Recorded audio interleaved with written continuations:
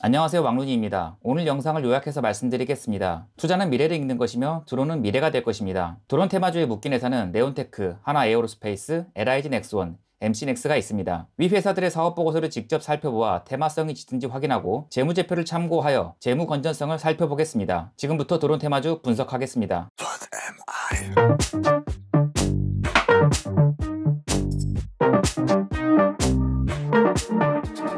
드론 택시가 한강을 날았다는 뉴스를 접하셨을 거라 생각합니다. 뿐만 아니라 지하 유통망을 개설해 드론이 차량 택배를 대체할 것이란 전망이 지배적입니다. 만약 그러한 시대가 도래한다면 드론을 생산하는 기업은 물론 드론과 관련된 수많은 기업들의 가치가 상승할 것입니다. 즉, 오늘은 드론과 관련된 테마주를 살펴보겠습니다. 첫 번째 드론 테마주는 네온테크입니다. 네온테크는 흔히 드론 대장주라고 알려져 있는 회사입니다. 네온테크의 사업부는 FA 시스템 사업부, 장비 사업부, 드론 사업부로 구성되어 있습니다. 드론 대장주인 네온테크가 드론 사업부를 세 번째 사업부에 배열해 두었습니다. 처음부터 예감이 좋지 못합니다. 사업을 하나씩 살펴보시죠. FA 시스템 사업부는 제어 장치를 통해 공정일체를 자동화하는 사업을 하고 있습니다. 장비 사업부는 반도체 디스플레이 분야의 다이싱 장비 등을 개발 공급하는 사업을 하고 있습니다. 참고로 반도체 다이싱은 반도체를 절단하는 공정을 의미합니다. 드론 사업부는 드론 제작부터 운영 프로그램에 이르는 사업을 하고 있습니다. 설명을 매우 거창하게 적어두었네요. 이제 매출액을 살펴보시죠. 대부분의 매출은 장비 사업부 쪽에서 나오고 있습니다.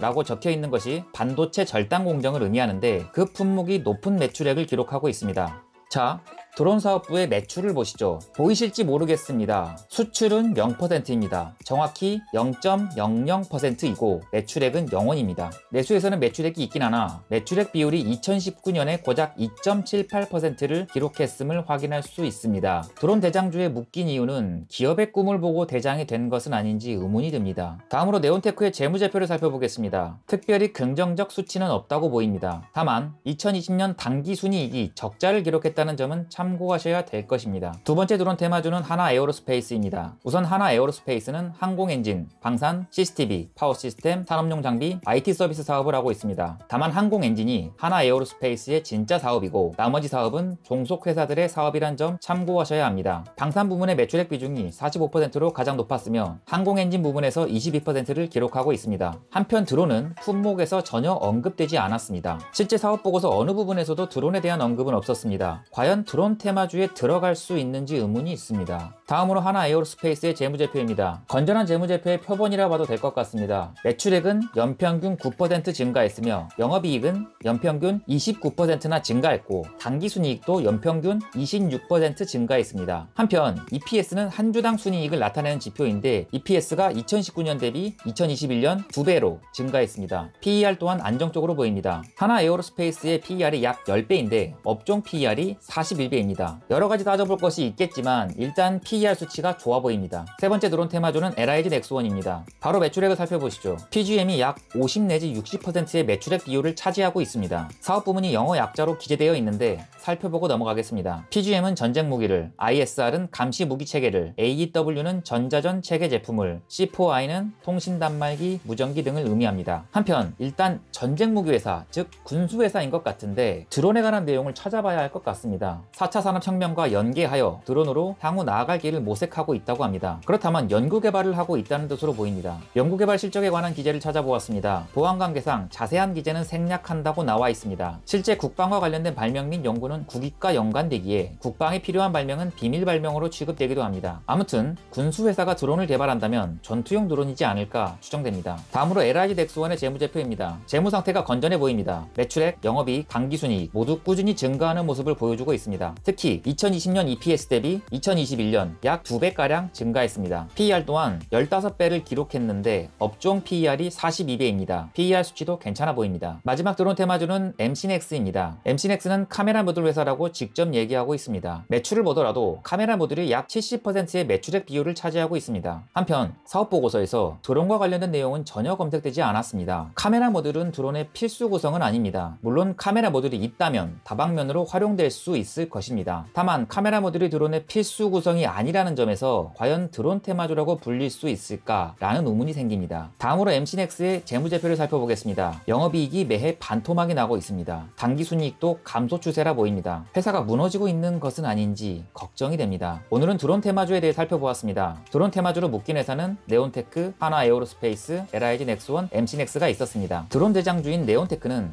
과연 드론을 팔고는 있는지 의문이 들었습니다. 한편 하나에어로스페이스, LIG 넥스원은 드론 테마주라기보다 분수회사였으며 재무상태는 매우 건전해 보였습니다. 테마주들은 종종 테마주에 묶였다는 소문만으로 급등을 하기도 합니다. 다만 테마성만을 근거로 투자하셨다간 소중한 자본이 손실될 수 있습니다. 모두 직접 공부하는 현명한 투자자가 되시길 바라겠습니다. 이상 막눈이었습니다. 감사합니다.